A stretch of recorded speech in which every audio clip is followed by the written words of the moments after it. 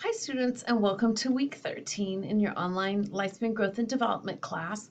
This week we are moving into middle adulthood. So we are, as you can tell, chronologically moving through the lifespan and right there smack dab in the middle of adulthood.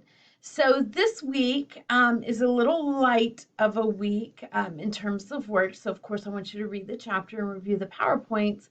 But you will only have a chapter 13 quiz. There's no other assignments, just the chapter 13 quiz.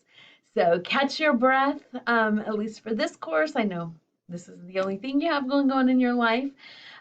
So get that chapter 13 quiz done and then gear up for our last 2 weeks of class plus the final exam week. I do want to point out, not do this week, but do next week, is an interview with somebody in late adulthood. So with it being a lighter week, if you want to go ahead and start looking ahead to that assignment, please do so. Kind of think about who you want to interview, look at over the questions that I've provided. Of course, you can tailor the assignments as you please. So let me know if you have any questions. Have a great week, everyone.